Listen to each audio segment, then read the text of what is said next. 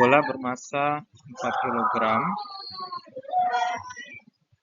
bergerak dengan kecepatan 2 meter per second. Ya, jadi ini masa pertama dan kecepatan pertamanya adalah 2 arah sumbu X, berarti 2I meter per detik. Kemudian menumbuk kotak yang bermasa 2 kg. Jadi M2 2 kg dan kecepatan benda duanya adalah minus 3 meter per detik. Setelah tumbukan, bola atau massa satunya itu bergerak membentuk sudut 37 derajat terhadap sumbu X positif, sedangkan kotak bergerak membentuk sudut 53 derajat terhadap sumbu X positif. Sumbu X negatif. Ya, di sini berarti massa 2-nya arahnya 53 derajat terhadap sumbu X negatif. Lalu tangan 37 3/4, tangan 53 4/3. Berarti di sini kita bisa tahu bahwa sin 37 adalah 3/5, cos 37 adalah 4/5, lalu sin 53 adalah 4/5, dan cos 53 adalah 3/5. Di sini berarti benda M1 dia memiliki komponen kecepatan ke arah sumbu X positif V1 aksen cos 37. Lalu ada yang arahnya ke bawah adalah V1 aksen sin 37. Ya, kita anggap besarnya adalah V1 aksen. Sedangkan untuk M2 dia memiliki komponen sumbu Y adalah V2 aksen sin 53.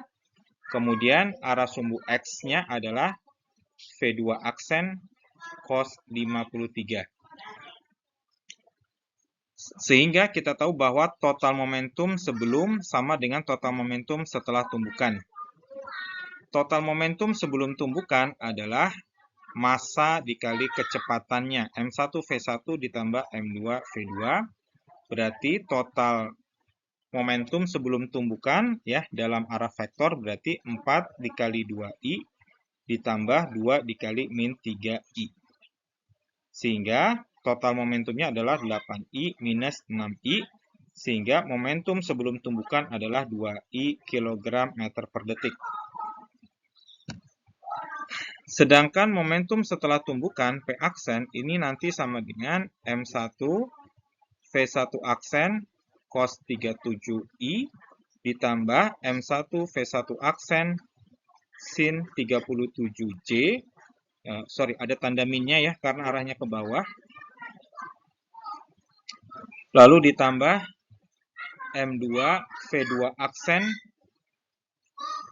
cos 53I ya. Di sini karena arahnya ke kiri berarti dia adalah negatif. Di sini karena arahnya ke kiri ditambah M2 V2 aksen sin 53J. Seperti itu. Ya. Lalu dengan memasukkan semua nilai dari sin dan cos 37 dan 53, nanti kita akan mendapatkan bahwa total momentum setelah tumbukannya akan bernilai sama dengan ya cos 37 ya, kita masukkan cos 37 adalah 4/5 gitu ya. Kemudian massa satunya 4 kilo gitu ya. Jadi kita akan menjadi 4 dikali V1 aksen dikali cos 37 4/5I.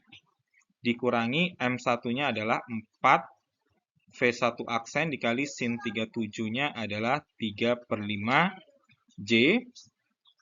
Lalu dikurangi M2-nya adalah 2, V2 aksen dikali cos 53 atau 3/5I. Lalu ditambah M2 adalah 2 dikali V2 aksen dikali sin 53 atau 4/5J. Sehingga nanti kita pindah ke sini ya, P aksen nanti akan didapatkan 4 dikali 4 dibagi 5 ya, atau 16/5. Ya, jadi ini menjadi 16/5 V1 aksen I dikurangi 12/5 V1 aksen J dikurangi 6/5 V2 aksen I ditambah 8/5 V2 aksen J. Seperti ini. Ini untuk momentum setelah tumbukannya. Yang berikutnya berarti kita tinggal masukkan P sama dengan V aksen. Berarti P tadi momentum sebelum tumbukan itu adalah sama dengan 2I. Sama dengan momentum setelah tumbukan adalah 16/5 V1 aksen I. Dikurangi 12/5 V1 aksen J. Dikurangi 6 V2 aksen per 5I. Ditambah 8/5 V2 aksen J. Sehingga kita akan mendapatkan untuk yang sumbu X semuanya adalah 2 sama dengan 16/5 V1 aksen dikurangi 6 V2 aksen per 5. Kemudian 0 sama dengan untuk sumbu Y-nya adalah 0 sama dengan min 12/5 V1 aksen ya, ditambah 8/5 V2 aksen ya, seperti itu. Dari dua persamaan ini kita akan mendapatkan kecepatan benda satu aksen atau setelah tumbukan adalah 10/7 meter per second. Ini besar kecepatannya. Lalu V2 aksen atau kecepatan benda 2 setelah tumbukan besarnya adalah 15/7 meter per second. Gitu ya. Jadi untuk jawaban pertama ini adalah 10/7 untuk benda 1 dan 15/7 untuk benda 2. Seperti itu. Lalu dari persoalan B, apakah dia tumbukan elastik sempurna atau tidak? Maka kita tentukan energi kinetik total sebelum tumbukan. Setengah M1 V1 kuadrat tambah setengah M2 V2 kuadrat. Berarti energi kinetik sebelum tumbukan adalah setengah dikali 4 dikali 2 kuadrat ditambah setengah dikali 2 dikali 3 kuadrat. Berarti energi kinetik sebelum tumbukan adalah 17 Joule.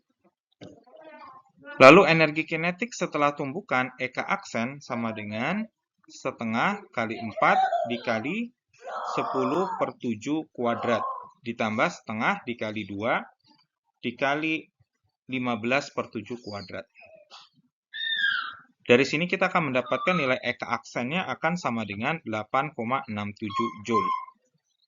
Sehingga karena energi kinetik tidak sama antara energi kinetik sebelum dan setelah, ada energi kinetik yang hilang, berarti dia tidak elastik. Ya, jadi ini dia tidak elastik. Kemudian tentukan kecepatan pusat massa ya, VPM ya, sebelum dan setelah akan sama ya karena kumkalan momentumnya tetap berlaku. Jadi VPM adalah M1 V1 ditambah M2 V2 dibagi dengan total massanya. Sehingga di sini kita akan mendapatkan bahwa kecepatan pusat massanya adalah sama dengan massa 1, 4, dikali kecepatannya 2I, ditambah 2 dikali 3I, dibagi 4 tambah 2. Berarti kecepatan pusat massa adalah sama dengan 8I ditambah 6I, dibagi 6 atau 14I per 6 meter per second ya, atau VPM sama dengan 7/3I meter per second atau 2,33 meter per second I ya, seperti itu.